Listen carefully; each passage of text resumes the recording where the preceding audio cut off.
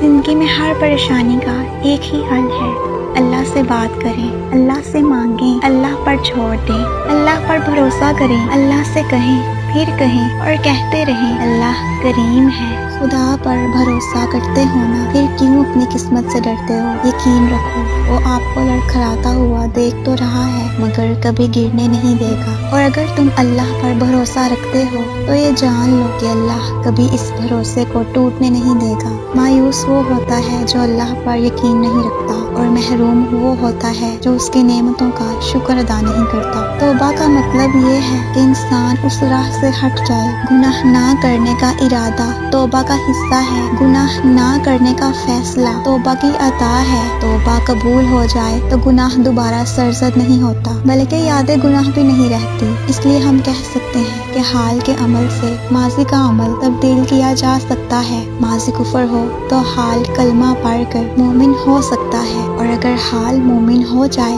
تو ماضی بھی مومن۔ انسان کا ماضی چاہے کتنے ہی گناہوں سے بھرا ہوا ہو، لیکن اس کا مستقبل ابھی بالکل پاک ہے۔ خدا توبہ کو پسند فرماتا ہے، ناراض ہو کر بھی ساتھ نہیں چھوڑتا۔ اللہ کی ناراضگی بھی کتنی پیاری ہے۔ میری قسمت میں بھی کوئی ایسا سجدہ کر دے جو میرے سارے گناہوں کا مداوا کر دے، ساری دنیا سے چرا کر مجھے اپنا کر دے، میری مٹی کو خدایا ہونا کر دے۔ میں تیری چاہنے والی ہوں مگر ہے یہ حسرت، جن کو تو چاہتا ہے مجھ کو بھی ویسا کر دے۔ ایک نظر اپنے گنہگار پہ کر کے مولا، اپنی رحمت کا حقدار ہمیشہ کر دے۔ بارش میں اتنی بوندیں نہیں برستی جتنی سر سجدے میں رکھنے سے رحمتیں برستی ہیں۔ بے خوف ہونے کے لیے ڈر کی ضرورت ہوتی ہے، اللہ کے ڈر کی، پھر اس کے سوا کسی سے مت ڈرنا۔ اور جب تک تمہیں اس پر یقین ہے تمہارا صبر ٹوٹ نہیں سکتا۔ وہ بھلے آزما رہا ہے مگر یہ یاد رکھنا کہ وہ بھولا نہیں ہے۔ اس نے صرف لوگوں سے جدا کیا ہے تمہیں،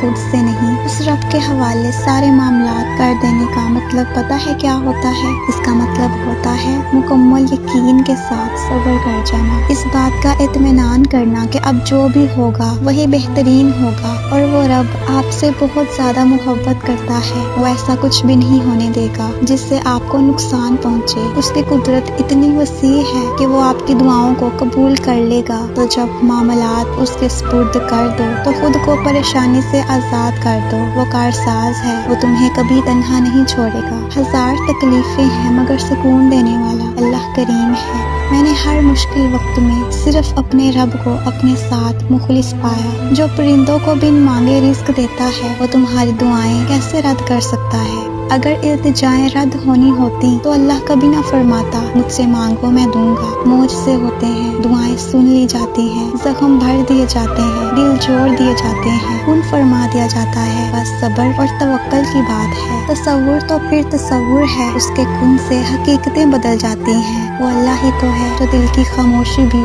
سمجھ لیتا ہے۔ لوٹ جاؤ اپنے رب کی طرف اور کہو میں بھٹک گیا تھا،